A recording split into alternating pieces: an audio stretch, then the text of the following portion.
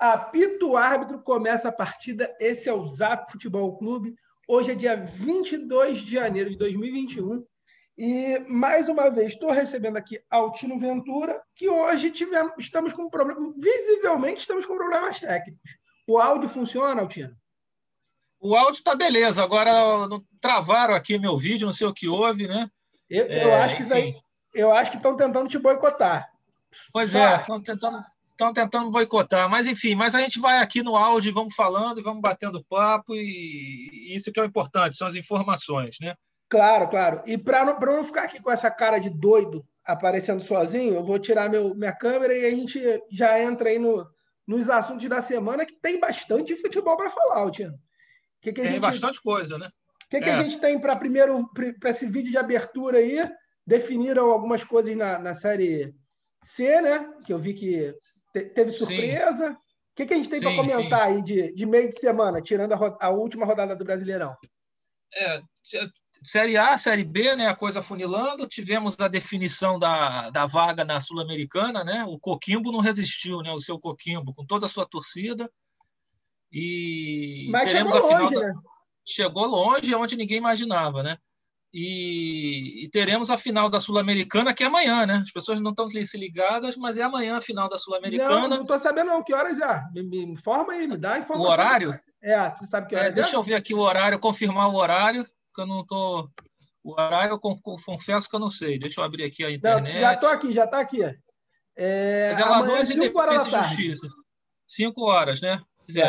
Bom jogo aí para assistir, mas é jogo único? Jogo único, é a mesma coisa da Libertadores. Da Libertadores, né? A Libertadores vai ser no final de semana seguinte, né? No sábado que vem, né? Então, começa com a Sul-Americana para abrir os trabalhos, né? E semana que vem teremos o Santos e o Palmeiras no Maracanã, né? Opa! A gente vai falar disso aí então, na próxima. Pois é. E tem Copa do Brasil também, né? Não sei se tem Copa do Brasil essa semana, né? No meio de semana. A gente só vai fazer na próxima sexta, não é isso? Então, o normal, sim. Pois é. O nosso normal na quinta-feira... Não, jogaram para fevereiro. Então, a Copa do Brasil ficou para fevereiro. Então, não vamos ainda abordar a Copa do Brasil, não. Grêmio e Palmeiras. Eu queria até... Vou te pedir aqui, vou largar uma intimidade nossa aqui, que você botou no grupo... esses dias um problema lá da data FIFA, do que você podia abordar um pouquinho esse assunto para a gente, que eu mesmo não estava muito acompanhando isso não. Tá, isso é uma boa coisa para abertura. Veja bem, eu coloquei lá no grupo, foi um áudio tá no YouTube para quem quiser ver, do Rafael Rezende, né, que era da ESPN, é um cara que fala muito sobre futebol internacional, eu gosto de acompanhar, é um cara que conhece muito. E ele estava comentando um problema que surgiu essa semana, que tinha a ver com... Existia um movimento na Europa, né, de se fazer uma Superliga, né, seria uma competição com os grandes clubes europeus, né, naquela linha de aumentar a arrecadação, de criarem uma super competição, né, e seria uma competição que reuniria os grandes clubes europeus de diferentes países, né, e seria uma competição meio um clube fechado, né? Seria uma competição que você não entraria, não teria uma condição de se classificar no campo, meritória, de mérito, né? De você classificar como campeão nacional e chegar nessa competição. Essa competição seria uma competição organizada por uma liga, em que essa liga, os fundadores dessa liga, fariam essa competição todo ano. Então seria um grande clube fechado dos grandes clubes europeus, né? Sim. Barcelona, Real Madrid, Juventus, Bayern de Munique, os ingleses, né? Enfim, Ajax, enfim, os grandes clubes, uma maneira de excluir os outros clubes, né? E, de uma certa maneira, criar uma competição com a própria Champions League, né? Então, existia esse movimento, né? Dentro da Europa, dos grandes clubes, para, enfim, negociar esse campeonato que ia valer milhões, enfim, uma coisa impressionante. E aí, o que acontece? A FIFA reagiu essa semana a isso, né, de uma maneira muito dura, com o respaldo de todas as confederações, né, da Conmebol, da UEFA, da Confederação Africana, Asiática, todas elas assinaram, a Oceania, o respaldo da FIFA, em que a FIFA manifesta que ela não apoia uma competição desse tipo. Essa competição não será reconhecida por nenhuma entidade, por nenhuma confederação, né? E todos os clubes e jogadores que atuarem nessa competição serão punidos, né? Os clubes serão excluídos de todas as competições continentais, né? Então, no caso, por exemplo, dos clubes europeus, né? Como se esse movimento se deu na Europa, os clubes europeus que participarem dessa competição estariam fora da Champions League e da Liga Europa, tá? E os jogadores estariam fora de todas as competições internacionais dos seus países, inclusive Copa do Mundo, né? Então, estariam fora da Copa do Mundo, das eliminatórias, Copa América, Copa Africana, Eurocopa, enfim. Foi uma posição muito firme da FIFA, né? Soltou essa decisão, né? No sentido de manter uma certa ordem, hierarquia e respeito a essa estrutura do futebol que nós temos até hoje, né? Em que a gente tem a FIFA lá em cima, embaixo as confederações que são filiadas à FIFA, e embaixo das confederações as respectivas federações de cada país, né? E dentro de cada federação de cada país existe a filiação dos clubes, né? Então ela entendeu isso como um movimento perigoso, né? De quebra de hierarquia e de perda de poder também, com certeza, né? Certo. E aí vamos ver como é que vai ser o posicionamento dos grandes clubes europeus, que movimentam muito dinheiro, tem grandes torcidas, tem os grandes astros, né? Se eles vão partir para um enfrentamento ou se eles vão recuar e manter a estrutura atual, né? A FIFA, quer dizer, no final, o ponto mais interessante que ela bateu forte nisso foi que é claro que tem os interesses dela de controle do futebol e de coisas, mas ela no final ela dá um argumento bem interessante esportivo, dizendo que assim o mérito do futebol, né, qualquer competição esportiva do futebol, você tem que ter a questão do acesso e do descenso, como forma de premiar as equipes que efetivamente foram bem em campo, dentro do campo. O futebol é resolvido dentro do campo. É bastante justo. Então ela ressaltou. Pois é, então ela ressaltou. Não só tem que ter uma questão, qualquer competição tem que ter uma questão de acesso e descenso, como a classificação para uma eventual competição no mundo inteiro, ela é sempre feita de acordo com a performance do ano anterior. Então, por exemplo, Libertadores, vai quem for, foram os 4 primeiros do Brasileiro, né? Os 3 primeiros lá do Uruguai. Então, você tem que ter um vínculo entre participar de uma competição, né? E ter tido alguma coisa que te conduziu para aquilo. E, né? Um bom desempenho no ano anterior, enfim. Então, ela não aceitou essa estrutura de um clube fechado, né? Que você não tem. O critério é você ser rico, você ser forte, você ter torcida, você ter mídia, né? E excluindo os demais. Então, assim, é um argumento que certamente vai ser bem acolhido por a grande parte das pessoas, né? Porque, de fato, isso é uma coisa que pode criar um cisma no futebol, né? Se já existe uma diferença financeira, técnica desses grandes clubes hoje em relação aos demais, se criar esse clube, então acabou o futebol, né? Enfim, então vamos ver como é que isso vai caminhar, Marcelo. Mas é um embate interessante aí, viu? Eu acho que ainda vai ter muito pano para manga isso aí. Ainda é um assunto que está surgindo agora no meu radar, mas eu acho que ainda vai dar bastante discussão. Sim. Mas voltando aqui para o nosso Brasileirão, que a gente sempre fala, o Brasileirão Série A, eu vou deixar para a gente discutir no vídeo que a gente fala dos placares e aí a gente faz uma análise melhor falando dos resultados anteriores. Sim. Nesse momento, vamos fazer aquela sequência Série B, C e D, que agora já afunilou ao ponto que surpreendeu aí, pelo menos na Série C, para mim teve surpresa. Vamos começar pela D. O Mirassol ganhou de 4-0 do Altos e o Floresta empatou com o Novo Horizontino. Sim. Lembrando que essas 4 equipes já subiram, né, para a Série C. Na verdade, agora é só disputar o título da Série D. Né? O mais importante era classificar, subir, né, de divisão, né, naquela questão do critério da FIFA, né, enfim, da meritocracia. Então, assim, essas 4 equipes já são vitoriosas, né? O Mirassol, realmente, como eu te falei, era favoritíssimo contra o Altos, né? Conseguiu ganhar de 4-0. O Altos chegou bem nessa competição, foi longe, conseguiu acesso, nem era uma das grandes cotadas, né?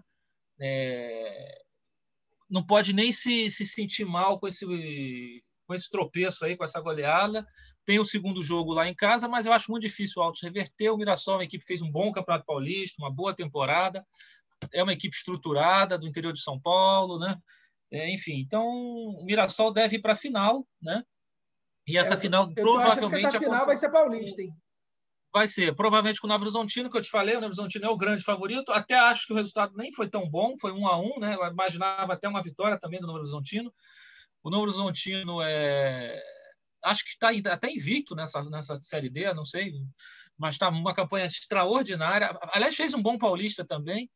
E vai ser um duelo interessante, né? Das duas equipes com cores amarelas, né, na final, né?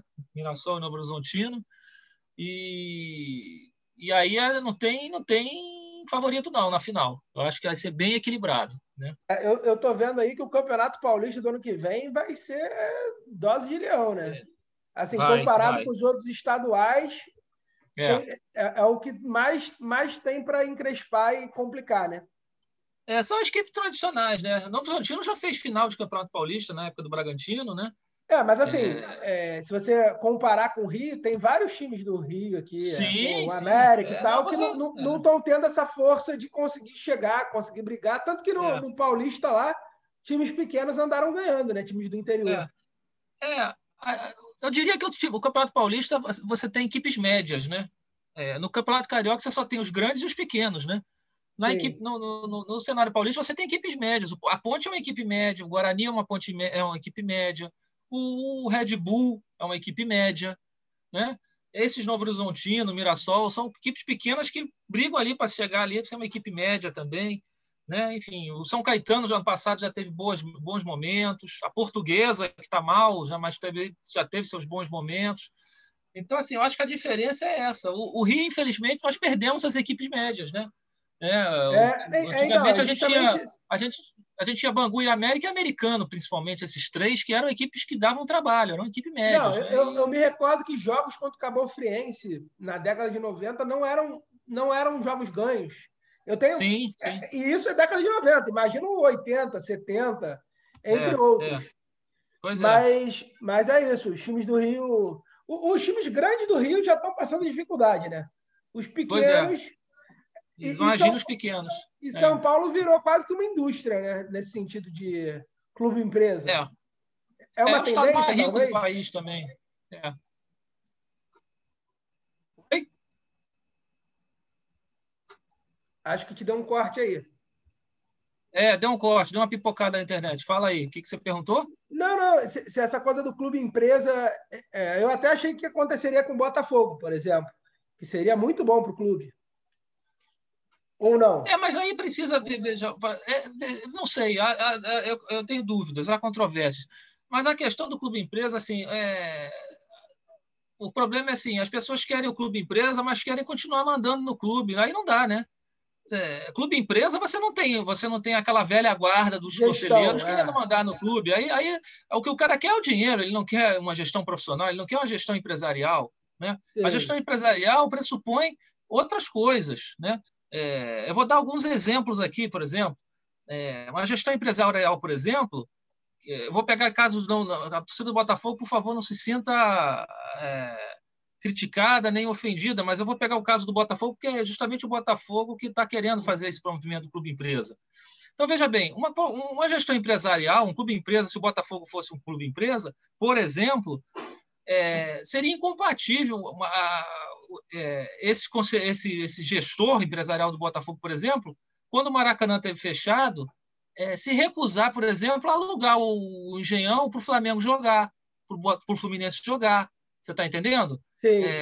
Por briguinhas, por birra. Porque, assim, numa gestão empresarial, o segmento é profissional. O cara quer ver dinheiro. Você vai ficar com o estádio parado? Você pode alugar e ganhar dinheiro em cima de um Flamengo que está jogando, que leva a torcida, que estava bem no campeonato. Então, assim, essa posição que o Botafogo na época teve de brecar, emprestar o engenhão por picuinha para prejudicar, o Flamengo tendo que jogar em Brasília, o Fluminense jogando no Espírito Santo, isso é contraditório contra um sistema empresarial, entendeu? Esse é um exemplo, eu posso dar outros, por exemplo. Sim, sim. Por exemplo, o Ilharão, por exemplo, veio para o Flamengo, o Botafogo brigou com o Flamengo até hoje por conta do Ilharão, porque, veja, o Ilharão entendeu como uma melhora na carreira dele, o salário do Flamengo, o Flamengo tinha condições melhores de pagar um salário a ele, né? Num sistema profissional, empresarial, o gestor vai vender jogador para o seu rival, se ele entender que é um bom negócio. Ele não pode ficar preso. Então, assim, a torcida do Botafogo está preparada para isso? Porque isso é o sistema empresarial, né? Mas aí, o ponto que eu clube empresa é isso. A torcida está preparada para isso ou a torcida prefere ficar acompanhando o time agonizando eu não sei, muitas temporadas? O que está aparecendo é que os caras querem que os empresários entrem com dinheiro, mas eles continuam gerindo. Então, não é assim que vai funcionar, né? Sim. Então, assim, nós estamos vendo bem o exemplo agora do Bragantino. O Bragantino é um clube empresa, né? Uhum. Foi montado com aquele conglomerado do Red Bull. Vai ter um desmonte grande do Bragantino. Já estão falando que o Claudinho vai para o Red Bull Leipzig, né? Sim. Então, assim, isso mas não por que outro isso? clube, né? Se não for Sim, contratado por outro clube. Mas por que vai fazer isso? Porque o Bragantino não tem compromisso para disputar Libertadores, classificar para Libertadores, disputar o título. O papel ali do empresário é como um negócio, aquilo ali. Ele encara como um negócio o Red Bull. Mas posso ser sincero, Altiro? Pelo que o Bragantino está botando de bola no chão, se bobear, vai para pré-Libertadores. Anota Pode aí. ser. Pode Anota ser. Aí, mas isso não mas isso tá não jogando é um objetivo. De igual para igual. Isso não é um objetivo. Isso pode acontecer, mas não é o objetivo, entendeu? O objetivo é garimpar jogadores baratos e novos, como eles pegaram, valorizar, alavancar para fazer caixa, para fazer lucro e para mandar os jogadores para a Europa. Então, assim, isto é um clube empresa. Então, assim, e a gente aqui no Brasil, a gente é muito apegado à tradição, à história. Não, bem isso que você está falando aí do Ilharão. Ele estava no clube, é muito difícil. Ele viu que poderia sair para poder talvez ser contratado por um clube maior. Ele viu como uma oportunidade. Não tem nada de errado. Eu não diria nem um clube maior, porque isso aí vai ofender a torcida do Botafogo. Não. Botafogo calma, você não entendeu. Vamos de novo. O momento do Flamengo financeiro era permitia isso, e o Botafogo não permitia. Calma. Eu não falei isso. Eu falei que ele trocou de clube porque ele almejava poder ser contratado por um clube da Europa, um clube maior nesse sentido. Entendi. Um Arsenal.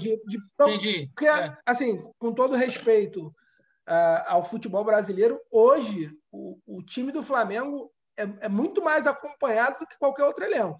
Sim, Então, mas você vê, o próprio Fluminense teve a questão do Pedro.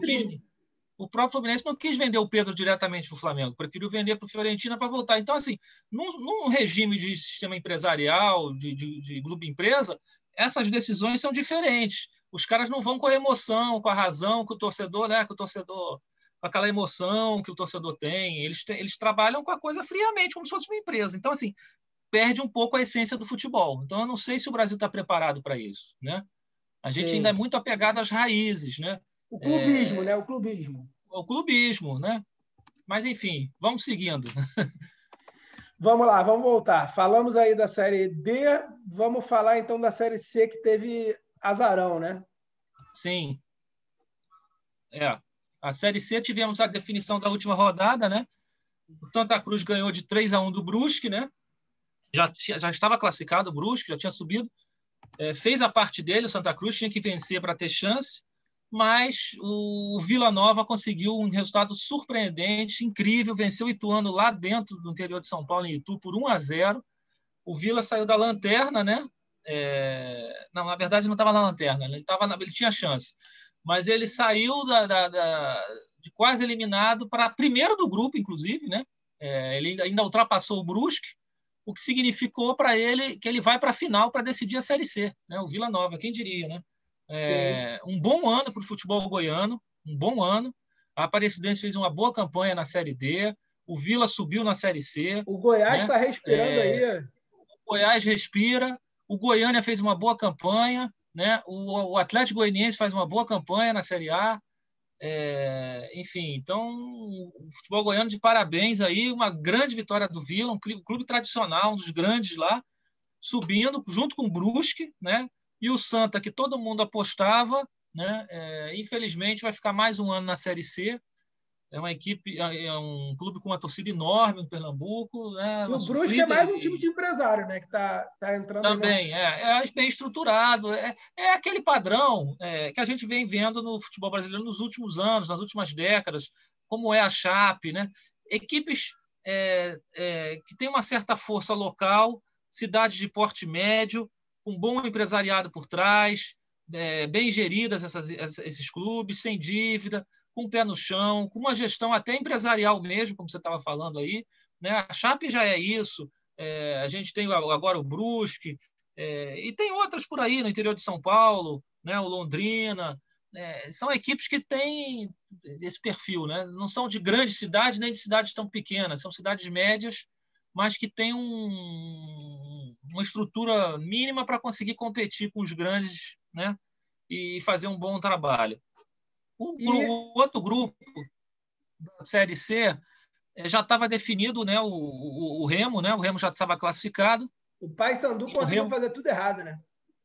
O Paysandu era um jogo difícil, lembra? Eu te falei que era um jogo difícil contra o Ipiranga. O Ipiranga tinha chance, né? O Ipiranga de Erechim, ele tinha chance, chegou brigando na última rodada, ainda tinha chance de classificação, fez a parte dele, né? Ele ganhou o jogo e até poderia ter subido, né? Se o Remo não tivesse perdido, né? Sim. E o Remo conseguiu a façanha de perder para o Londrina, o que permitiu a equipe do Paraná subir. Então subiram Remo e Londrina, só que o Remo ficou em primeiro. Então, assim, a final da Série C, em 2 jogos, teremos Vila Nova e Remo, né?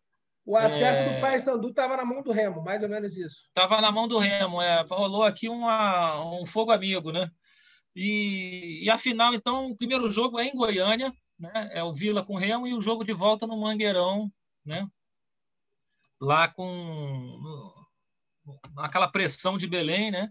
Acho que o Remo é favorito, né? Acho que o Remo é favorito, mas o Vila não pode duvidar do Vila, não, que o Vila tem uma camisa pesada também, viu? Sim. Vamos só dar aquele tapa, então, agora na Série B, que está faltando agora só 2 rodadas para fechar. Aí o cenário já está bem desenhado, né? Com 2 rodadas só, não tem muito mais coisa para mudar, né? Continua aquela disputa muito interessante pelo título, a Chape com 70 pontos e o América Mineiro com 69, né? Então vai ser ali no fio da navalha, né? Vai ser no Photoshop, só para a gente falar. O América Mineiro ele vai jogar fora de casa com Confiança e em casa com o Avaí, que ainda está na briga para o acesso. Então, os jogos do América Mineiro são jogos mais difíceis, né? A Chape, ela vai pegar o Operário, que não tem mais nada a fazer fora de casa, tá? E na última rodada, a Chape joga com... Deixa eu ver qual é o jogo da Chape. Com Confiança. Assim, a Chapecoense, além de ter um ponto a mais, tem uma tabela mais favorável. A tendência é a Chape ser campeã, né? Apesar da sua torcida pelo Lisca, mas eu acho que a Chape... A Chape ontem que ganhou de 1-0 com o pênalti no último minuto, né? Pois é, foi a vitória que permitiu passar o América Mineiro, né? Exato. Se tivesse empatado, estava com 68 pontos. Então, a briga desses dois é pelo título, né? O Cuiabá, com 61 pontos...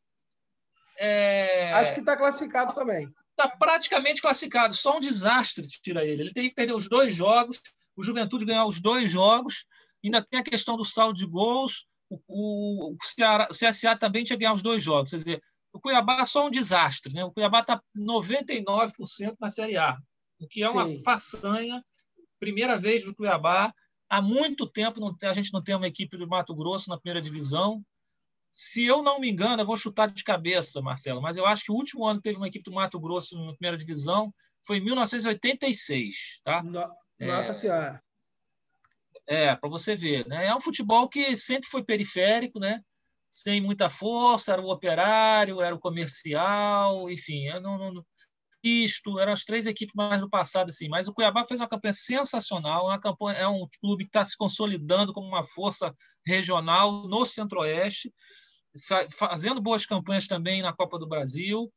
E essa campanha da Série B deles é histórica, né? O Cuiabá vai subir, É um clube daquele perfil que você falou, estruturado, clube empresa, boa gestão, como eu te falei, bons empresários por trás, tem todo o mercado do agronegócio, da soja, enfim. É uma equipe que, assim, a gente tem que ficar de olho, porque eu não tenho coragem de cravar que o Cuiabá sobe e é candidato a cair, não, hein? Ele pode Entendi. chegar a subir É e igual se o manter. Bragantino, né? Não se surpreendam. Não se surpreendam. Bom, aí vamos agora para a última vaga, né? Que a última vaga é que a briga tá boa, né? Nós temos o CSA com 56, com boas chances, né? O Juventude tem 55, né? Teoricamente, esses dois têm uma briga direta, né? Mas o Avaí com 52 pode sonhar. O Avaí ainda tem alguma chance. O problema é que o Avaí vai pegar o América Mineiro fora de casa, né?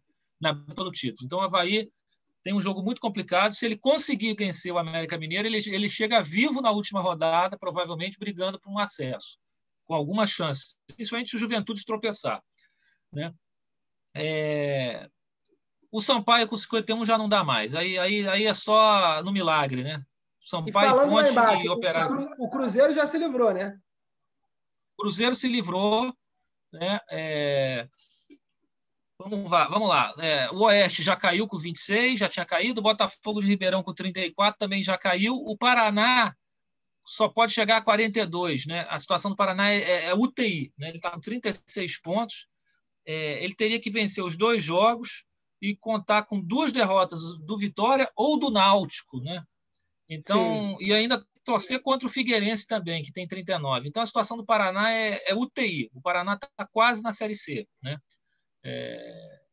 E aí, Figueirense corre riscos muito grandes, principalmente porque vem jogando mal o Figueirense, né? Nessa reta final rateou.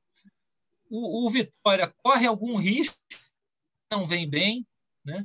Ganhou esse último jogo agora, mas foi contra o Guarani com aquele problema da Covid. Foi a salvação do Vitória. Ele ganhou um jogo fora de casa com o Guarani, mas o Guarani mutilado. Se não fosse isso, o Vitória estaria numa situação muito delicada.